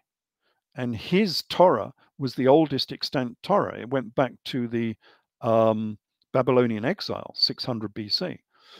And it was what he asked for from Emperor Vespasian when Jerusalem was destroyed. He said, can I have, I think, 100 of his family members to be spared? Can he have Yabni, or Jabni, which was a town on the coast of Israel, where they had a scriptorium and where they established the new Sanhedrin of the Jews, the sort of parliament of the Jews? And can he have the holy books from the temple? And he was granted the holy books from the temple. So he had more information about ancient Israel and ancient Judaism than anyone else on the planet. And from that, he wrote his Antiquities of the Jews, which was his version of the Old Testament. And he says that Moses was the chief army commander of the Egyptian army, and he fought a campaign down in Nubia and defeated the Nubians, and he married the Egyptian queen who was called Thebes. So there you go, there's a bit of a diversion. But the main point about this is that these people would have spoken Egyptian. And after 400 years or whatever in Egypt, of course, their language would have been predominantly Egyptian. And so when they went on their exile, the great exile and the small exile out of Egypt, of course, they took this Egyptian language with them. And we call it today, we call it Aramaic or Hebrew. And so I would imagine, I'm just guessing, but if you could transport someone back into ancient Egypt, and you could transport a fluent Jewish speaker who's probably very familiar with the Old Testament, because this is where the language comes from, that they could probably converse with an ancient Egyptian, because the language would be substantially the same. Remember that Hebrew disappeared as a language, so it was lost as a spoken language for a long, long time. And it's had to be resurrected from the biblical texts. And so they don't know a great deal of Hebrew if it doesn't actually appear in the Old Testament texts. They've resurrected some of it from Arabic, because Arabic is a daughter language of Hebrew. But it only became a spoken language again, of course, back after Israel was sort of reestablished in the 20th century. So there you go. Where was I going with this? The fact that, yeah, all of this came out of Egypt. So there are clear links here between the story of the Israelites and the Amarna dynasty of Akhenaten and Nefertiti. They were both monotheists. That was the whole point of Abraham and Moses, is they were monotheists. But Akhenaten was the first monotheist in Egypt. They both fought against bull worshippers. Akhenaten was most certainly doing that, cutting out the names of all the gods. And Moses did the same. He killed 3,000 bull worshippers during the Exodus. They both had a garden, which was called the Eden or the Eden. And in Egypt, they used both pronunciations with a D or a T. They both had a city on the east bank of the Nile. That comes from the works of Manetho. He talks, we'll go through this in a later talk perhaps, but he talks about the maimed lepers and priests who were exiled to a city that they had to build on the east bank of the Nile. And it's quite obviously he's talking about the Israelites. In fact, he even names them as such. Excuse me. So they both had a city on the east bank of the Nile. That was Akhenaten or Amarna, the city of Akhenaten. They were both forced to make mud bricks for the pharaoh. We'll go through this again in a later talk, but that's what these people on the east bank of the Nile had to do. The followers of Akhenaten, they had to make mud bricks for Pharaoh, and Pharaoh got upset with them.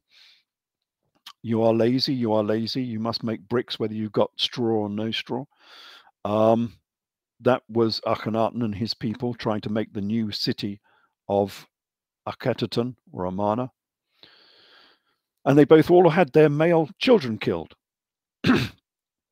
Now, Akhenaten only had daughters. He had 6 daughters, no sons. And the reason for that is given in the Torah, because the Torah says that the Israelites had all of their male sons killed by the midwives, Shipporah and Pua, who killed all of the male sons of the Israelites.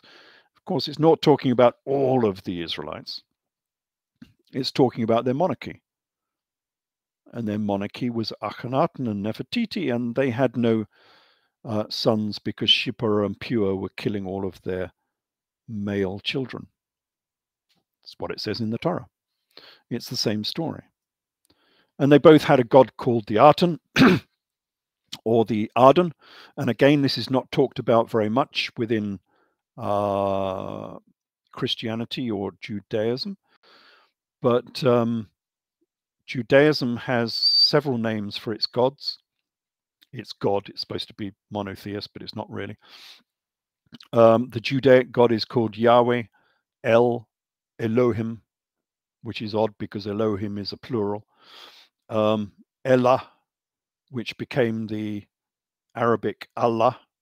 So the god of Muhammad is actually a Jewish god, but don't tell Muslims that. And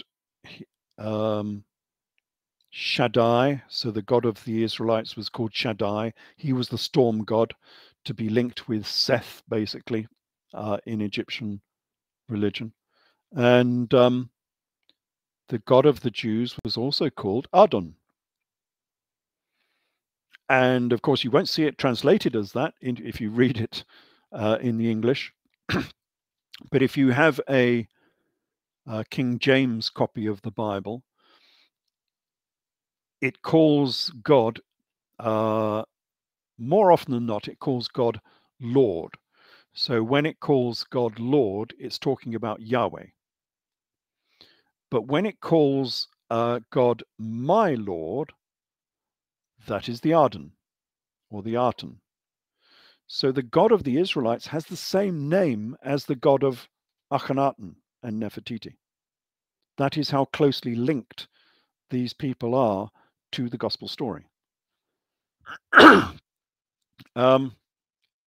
that's why I think that the Genesis story is talking about Akhenaten and Nefertiti, the two lovebirds in the Garden of the Artem, or the Eden.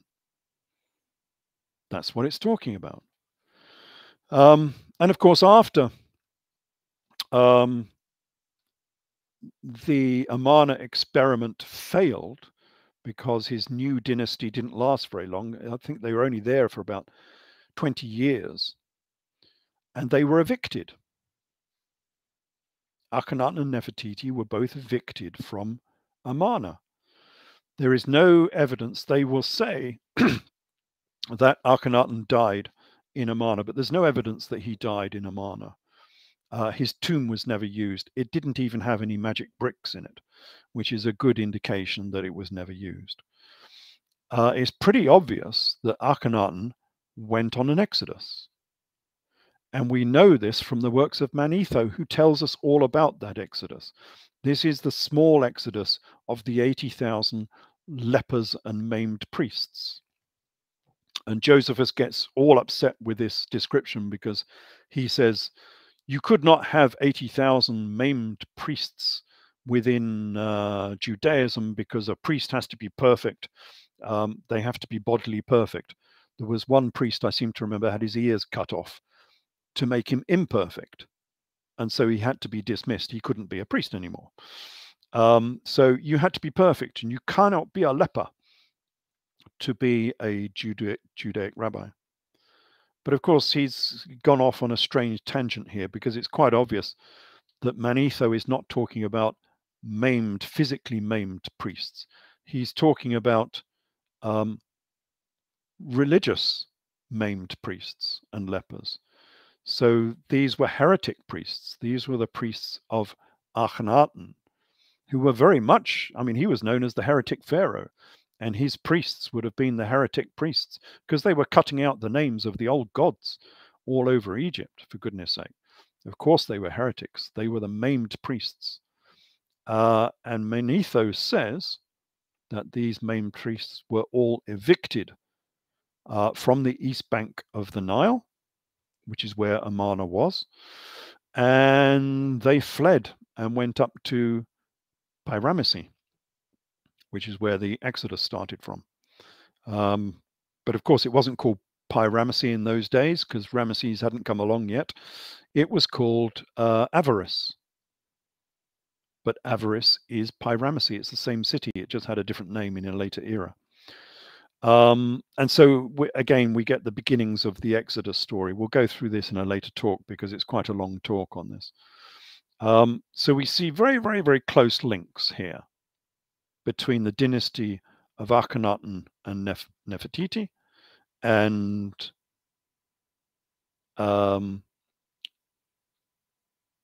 the Egyptian story of the Exodus, but also the Israelite story of the Exodus and also the Israelite story of Genesis. Is part and parcel of the same story, the same history. That's where Judaism came from. It came out of Egypt, and it came especially out of the Egypt of Akhenaten and Nefertiti. So, yeah, that's who they were. Absolutely fascinating. Thank you, Ralph, for that. So much information. I hadn't heard of the, I hadn't heard of the Tree of Life. Was that at the Temple of Dendera? No, it's not. No, it's not in Dendera. Excuse me.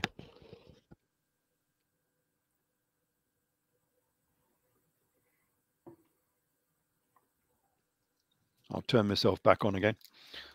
Let me have a sucky sweet.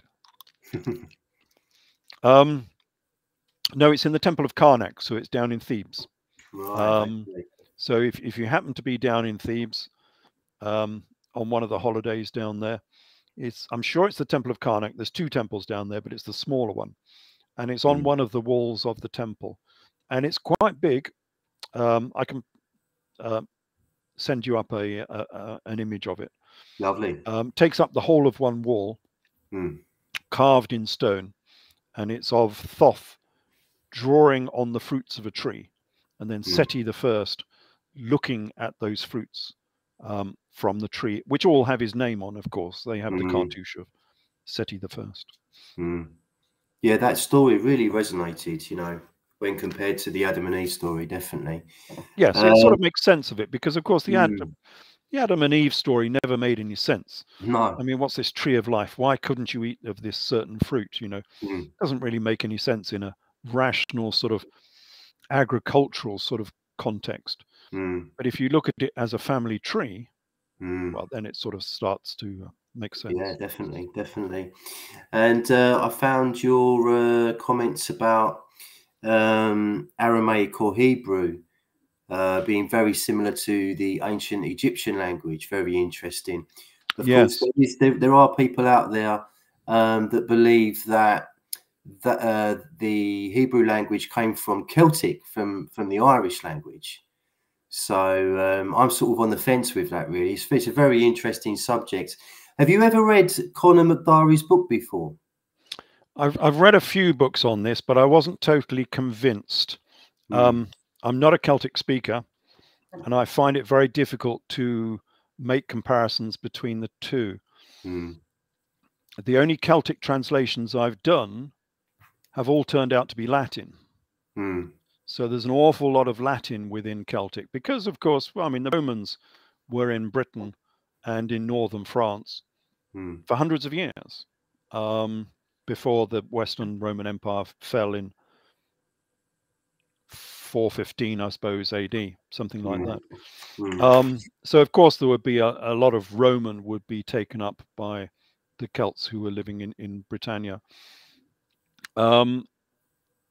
If there are, I wish actually a Welsh speaker or a Celtic speaker would actually look at this in some detail with an open mind, because there may be some links. Because of course I have my my Scota story, which is in my book Scota, the Egyptian Queen of the Scots, which goes through the story of Scotichronicon, which is the ancient history of the Scottish, and the Laborg Gabala, which is the ancient history of the Irish.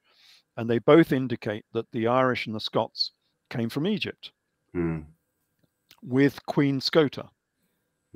And Queen Scota, in my investigations, is Queen Ankhesenamun, who was the wife of Tutankhamun.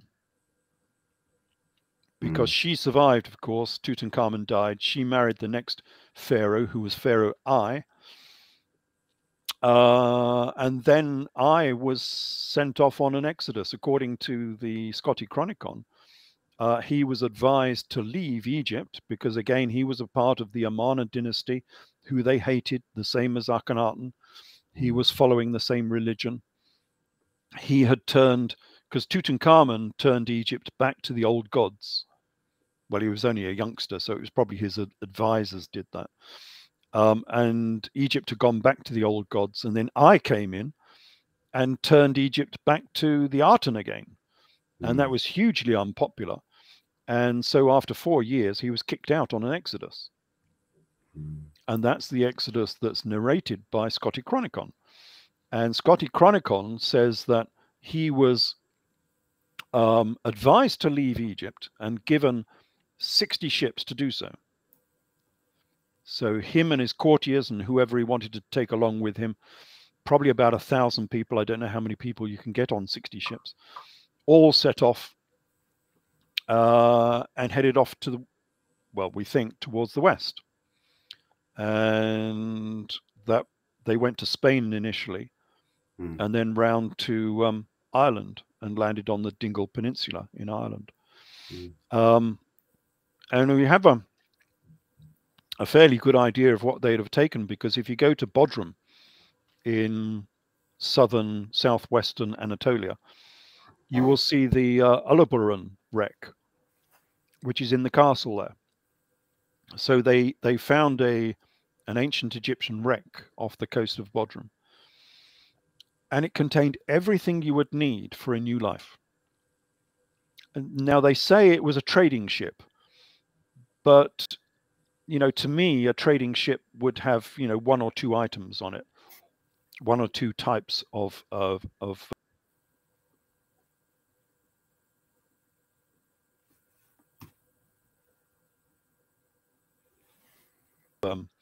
good.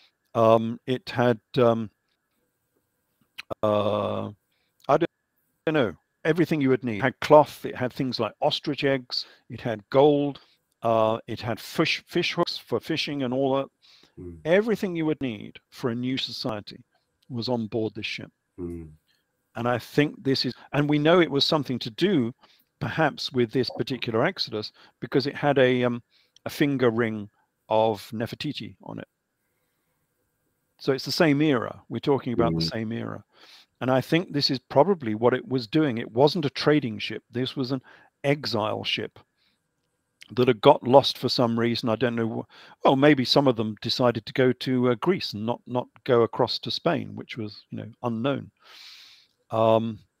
Because there were lots of links between the Amarna dynasty and Crete, for instance.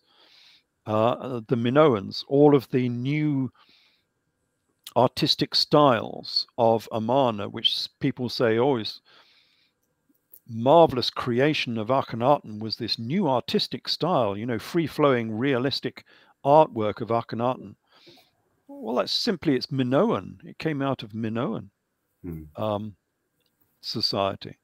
And we know that the Minoans were there because they had a palace down on the Egyptian delta, because they'd been kicked out of Crete because of the big eruption, of course, in 1600 BC when Santorini blew its top.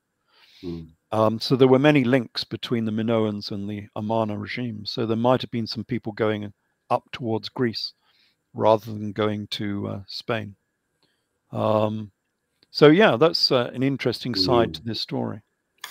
It's very interesting. Just as an afterthought, I've just noticed we're coming up to 2 hours now, so I could ask you a few more questions. Time to finish. Yeah, but just as an afterthought, I believe we had a modern day equivalent of the Akhenaten and Nefertiti commune in Oregon, USA, Yes. fairly recently in our history. Yeah, would you like to comment on that at all? Yeah, that was, I didn't come across this until recently. This is the story of the Rajneesh was his name? Rajneesh, yeah, Rajneesh, Rajneesh. yes. There was this cult leader. I don't know how they do it, you know, to get all of these people together. They must be very charismatic for some reason. I'm not quite sure why. And loaded as And he well. The got amount of this money cult. involved. In the end, there was, but you know, not for the people joining. They didn't get any money. Rajneesh got a lot of money, of course. He had a whole stack of Rolls Royces. Yeah. But you know, the people joining the cult, they didn't get any money from it. They were just joining because of the religious, spiritual content, I suppose, of what he was teaching. And they started this cult up in India. And then the Indian authorities got a bit upset with them and basically kicked them out. And they went to America and they went to Oregon and set up this commune there. And they did exactly the same as Akhenaten. So they were doing the same thing. They were setting up this new cult in a brand new location where they had to create an entire civilization, an entire town from nothing. And that's what they did. And they did it quite successfully. And they built this new community in Oregon. But then it started to suffer from all of the, you know, it was set up, of course, as a Garden of Eden, wasn't it? You know, it was set up as a perfect society, you know, everyone was, you know, free love, Yeah. Total communism, everything was free and whatever. And well, that worked okay for, you know, the first few years. And then the sort of jealousies started coming into it and the power struggles. And they had a lot of trouble with the locals as well, didn't they? Yeah, they did. The queen of this society, I mean, she was only his helper, the helper of this prophet, this Rajesh guy. She became an absolute tyrant. And they were having troubles with the locals. And she thought it would be a good idea to poison everyone in the local town. I mean, it just got totally out of control. She ended up with an armed army controlling the people. So, you know, people weren't working now just, you know, for the love of it. They had armed guards, you know, on every street corner and all the rest of it. Oh, it became absolutely mad. And then, of course, predictably, it failed. And if you track that story, it's exactly the same as the Amarna story. You know, Akhenaten went down to this new city he was going to create on the east bank of the Nile because there was nothing there, and they had to create their own city from nothing, which is why it was known as the Stone Quarry, because it, you know, it rung with the chipping of stones. And it was a new society with a new god and very much a communist society as well. And then likewise, it failed. And exactly the same happened, you know, jealousies, power struggles, and finally Akhenaten was kicked out and Nefertiti was kicked out. And it just struck me as being exactly the same. So when I watched this film, so it's, what's it called? It's called Wild Country. That's the one, Wild Netflix, Country, on Netflix, yeah. Mm. And when I watched it, I thought, this is Akhenaten. This is his story. So, and I thought it was a great learning experience, because if you read the story of Akhenaten, it's very dry and it's very difficult to actually fathom out what's going on and understand the story. But if you watch Wild Country and just put Rajneesh as Akhenaten and his second in command, the woman, whatever her name was, Sheila, yeah, Sheila, she's Nefertiti, and then just watch the film as Akhenaten and Nefertiti, and it's exactly the same, and you'll know exactly what happened to Akhenaten. And of course, Rajneesh was exiled. I forget where he went to. Did he go back to India? Didn't he end up in prison? I'm only halfway through the series at the moment, so I don't know the full story. But I read somewhere that he ended up in a prison in Los Angeles, I think. Oh, he might have done. I don't know. It got rather bizarre at the end. It really did. But it's a good story. Allegedly, he was poisoned in there, and when he came out, he died shortly after that. as a Right. result of the poisoning. So, yeah, funny old story. But as you say, very, very akin to the Akhenaten and Nefertiti Yeah, story. it just shows how Yeah. these charismatic people can gather a load of people together Mm, and set up a new commune, and everyone mm, is so enthusiastic about this new commune. And of course, all the outsiders hate them, which is mm, why they called him the heretic king, mm. with the Well, maimed priests and all the yeah, rest there of it. is. I mean, there is supposed to be freedom of religion in the constitution, isn't there? And so Yes. far, like I say, I'm halfway through it, and I'm wondering when that's going to kick in, because it's I'm not witnessing that at the moment. There's a lot of nastiness going on both sides, really. But Mm. these people are supposed to have freedom of religion in America, and they're not really getting it, are Yes. they? Well, It's a bit similar to Waco in that respect, I would say. yeah.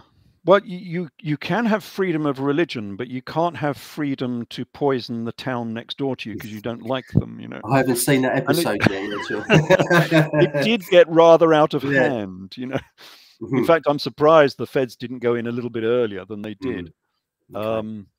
And of course, they went in with Waco. I forget why they went in with Waco. Were they looking for drugs or guns or something? I forget why they went into Waco. Guns. And Allegedly, it was guns, I believe. it Yeah. was guns, was it? Mm. So yeah, I mean, yes, you can have freedom of religion if you don't challenge authorities. But of course, in both cases, they ended up challenging the authorities. And of course, Mm. you're on to a loser when they start bringing in the feds and the National Guard and whatever. Yeah. And yeah, in the case of Wild Country, they did get rather extreme towards the end. Very interesting. Okay, Ralph, we best leave it there. Thanks very much for your time today. It's been absolutely fascinating as always. Please like, share, and subscribe, everyone. We should be recording a follow-up to the Ukraine conflict fairly soon. Hopefully that will be out by the weekend, so look out for that. And thank you very much, Ralph. Cheers, everyone. Pleasure. Nice to be with you again, Paul. Cheers. Thanks, Ralph. Bye.